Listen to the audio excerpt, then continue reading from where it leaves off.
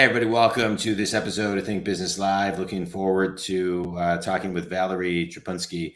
Valerie, it's great to connect with you. Looking forward to diving in and talking a lot about delegation.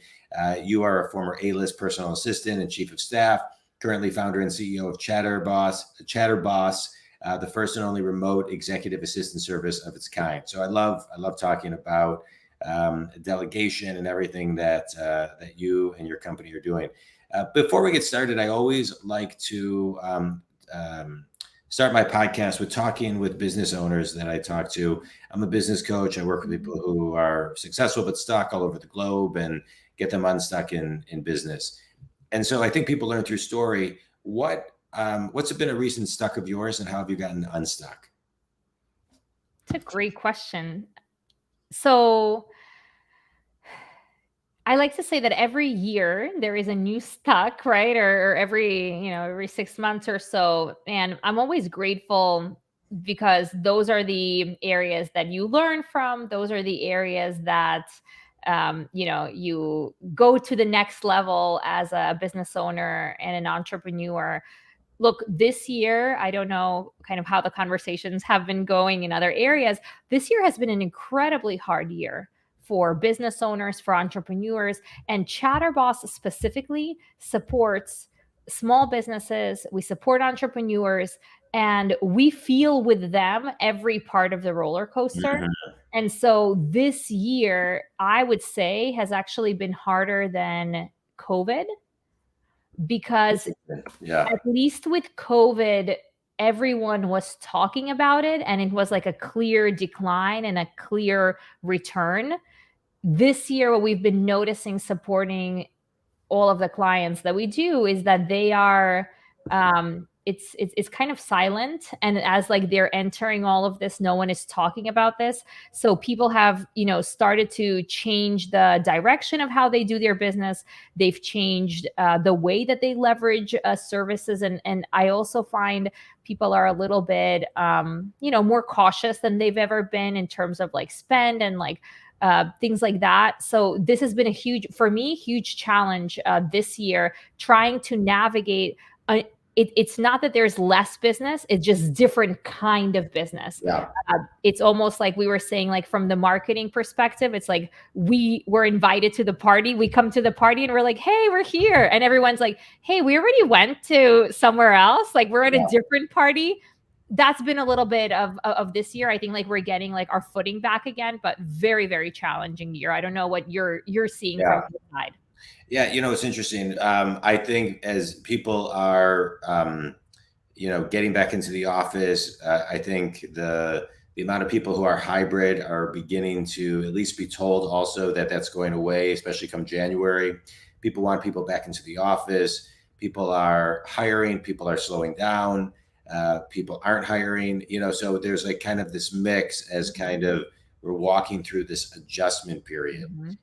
The way, I see it in my business, a lot of times my business actually grows a lot during adjustment periods because people need help making a decision. And I think sometimes they're more overwhelmed. And so they need somebody to talk to, which means just, kind of going from that to a little bit about what we're talking about too, is getting your message clear so people know exactly kind of what you do, I think is also really important. But let's dive into that. Thank you for sharing that. Let's dive into why people need to delegate, and something that I see as a problem too. You also have a book, Delegation Nation. No matter the scale of an entrepreneurial vision, bringing it to life requires collaboration. So we'll talk about your book there and how entrepreneurs and assistants can thrive together in a remote world. But let's talk about, one of the things I hear a lot, Valerie, are that people know they need to delegate more, but they don't want to take the time to actually delegate, right? They don't want to take the time to kind of sit down and write down everything that they need to delegate. I just was talking with a client and suggested that they put together a list of everything that they do and put it into what they perceive as $25, $50, $75, and $100 an hour work because they need to begin delegating and taking that off their plate.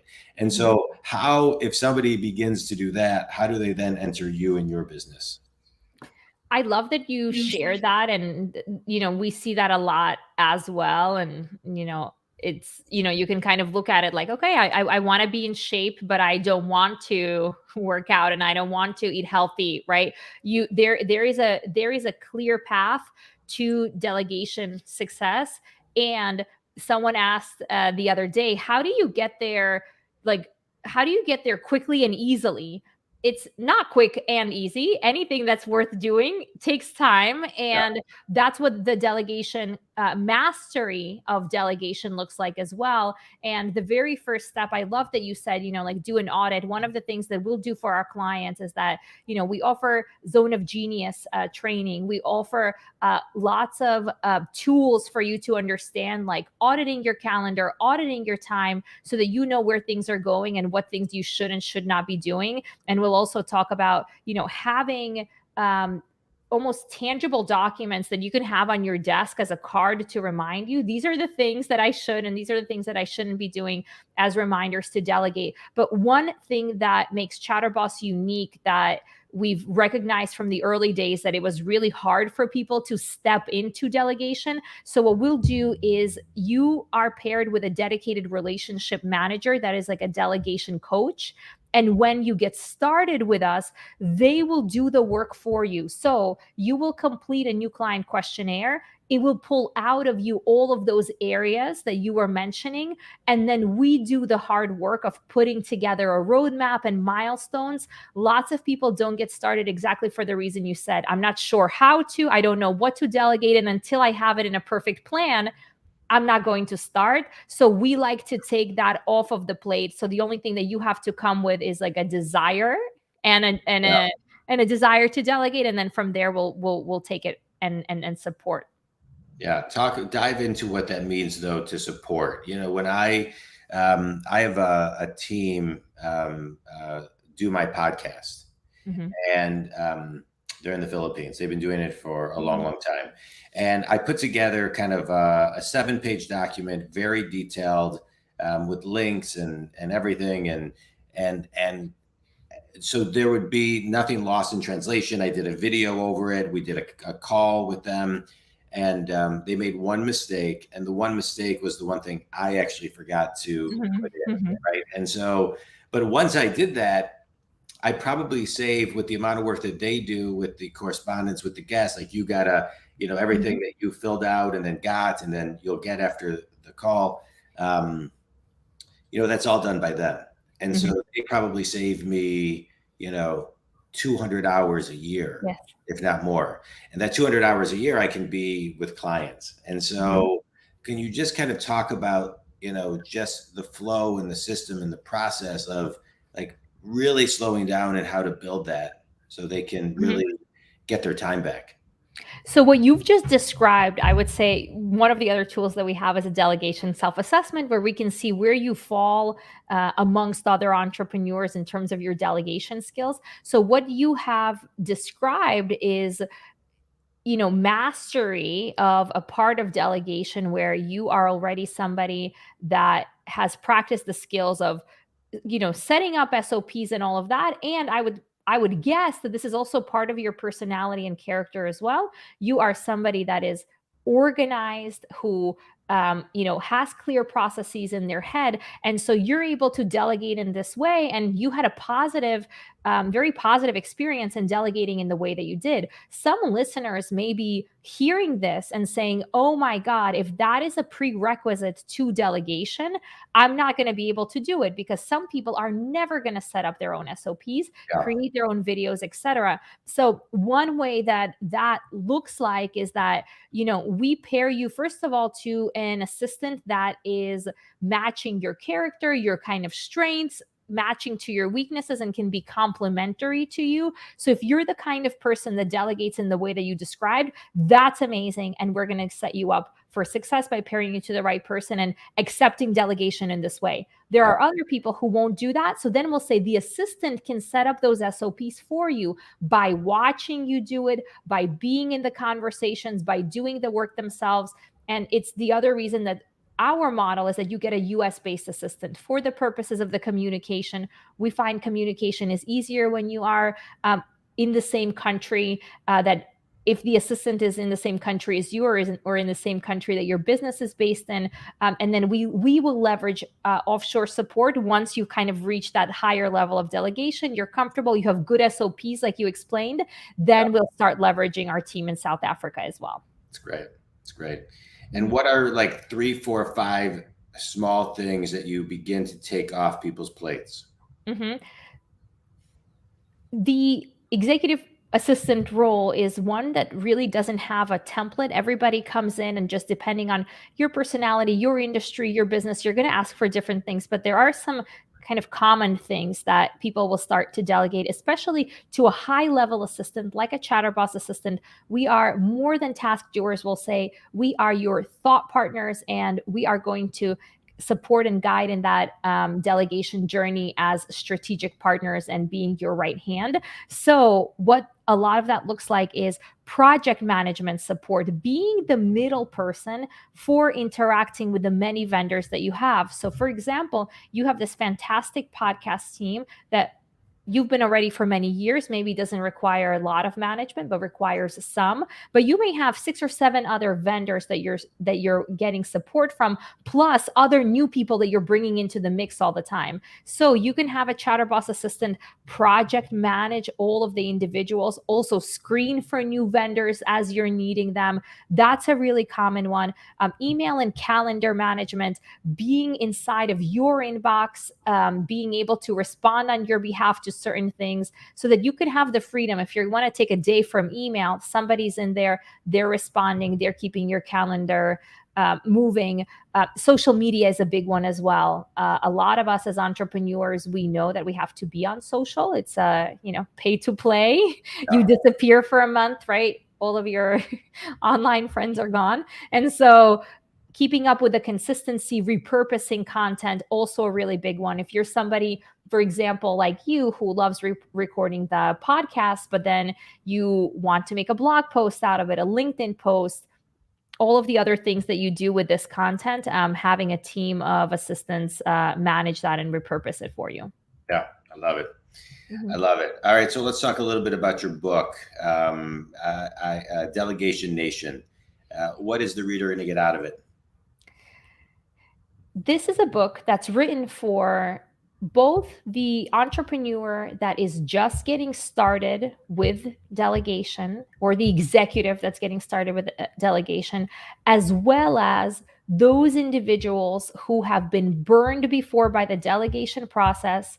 They haven't gotten the results that they wanted from working with an assistant, but also recognize that the only way to grow and the only way to perform is by having and leaning on an assistant. So I go through all of the learnings that I've gotten from ChatterBoss that have made clients successful in working with assistants, and put them together in the book. So it will talk to you about how to select the right person, how to understand your own strengths, your own weaknesses in delegation, how to set the right expectations.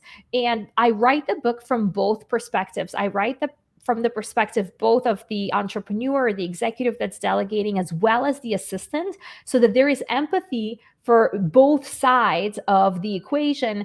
And you really have an understanding how to be like, if you read this book, you're going to, and you have an assistant, or you're looking for an assistant, you're going to be your assistant's favorite client, right? You're going to be your assistant's favorite boss, because you're going to really have a clear understanding of what their needs are from you and how to leverage them as effectively as possible. Okay, good. Good. I love it. I love it. Rewind for me, go back however far back you want to go, to a mentor that maybe laid a piece of wisdom or a message to you that had an impact on this business that you're doing today. I have so many. I've been blessed with so many amazing mentors and guides through my experience. But I think the very first person I had when I was just starting my career, I went into advertising, and I thought I would be an advertising executive. I didn't think that I would take the journey that I did. And I had a boss and a mentor who just shone so much light on me, and gave me so much confidence, and at that early stage of the process. And I think that we're all responsible as we grow into our careers, and we build our businesses. We're all responsible for taking under our wing individuals in this kind of a way. But she just gave me immense confidence that I could just do absolutely anything that I wanted in advertising or beyond. And she called me a leader. She just instilled the belief that I could lead. And of course, I do not think that I would be able to be in the positions that I held or have the business that I do without the belief that I could lead others to share in my vision. So that was Miriam Harris, and she was really, really someone very impactful for me. All right. Go Miriam. Good. I love that. That's great. All right, let's do a quick speed round. A book, a TED Talk, or an article that's had an impact on you? Rocket Fuel by Gino Wickman. Do you want me to? Is it like great book? All of his books are great. Gino's been on the podcast before. I coach a lot of people who use EOS. I think it's a great book. Best piece of wisdom you've ever received? To follow your intuition. You know a lot more than, take the advice from others, consider it, ask people that have walked the walk before, but ultimately, the right answers, and to not get yourself too far down analysis paralysis, especially as an entrepreneur. Yeah, I love it. And then finish a sentence. The number one thing people can do to start delegating is? Make the time to delegate. Yeah. Amen. I love that. I do a lot of time management workshops and keynotes. It's a kind of a crowd favorite, but it's about finding that time. I think community, we talk a lot about on this show, creating a space to do what you need to do to grow your business, and to find the pause and to do the things that you resist most that will really multiply your business. And delegating is one of those things. I mean, delegating is something that allows you to work 3 years in 1 year. It's one of those things that allow you to stay in your unique ability, your sweet spot. It allows you to stay in your flow. So if you're listening to this thinking, wow, I really need to begin to delegate, but I don't know where to begin, just think about the one thing that you hate the most, and the second thing, and begin mapping those out, what they are, and see who you can delegate. Look at your org chart, see who you can delegate it to, see where you can free up their time to do it, or see who you need to hire. It's a great process. And if you have questions on it, you can call Valerie or you can call myself. Valerie, tell people where they can connect with you, learn more about you, and buy your book. So definitely connect on LinkedIn. I love having the conversations, even if it's just like some questions, starter questions on delegation, and just kind of dipping your toes into it if that's where you are. On chatterboss.com, you're able to schedule a consultation, and that is really a strategy session with our solutions specialist that will just dive into what it could look like for you. So that's a really specialized conversation. On the website, you'll also find that delegation self-assessment that I mentioned. So you have an opportunity to see, well, where do you fall amongst other entrepreneurs on delegation? So, and then of course the book is on Amazon. So yeah, and would be happy to hear your thoughts as well as you're reading it. What comes up in your delegation journey. It's great. Valerie, thanks so much for being on the show. Think community. I always like to extract one thing, and that is pretty simple, which is delegate. You got to start delegating. If you need Valerie and want to talk some more, please reach out to her. If you want to reach out to me and talk about any type of coaching, please do at jondwoskin.com. Valerie, this was great. Thanks a ton. Thank you.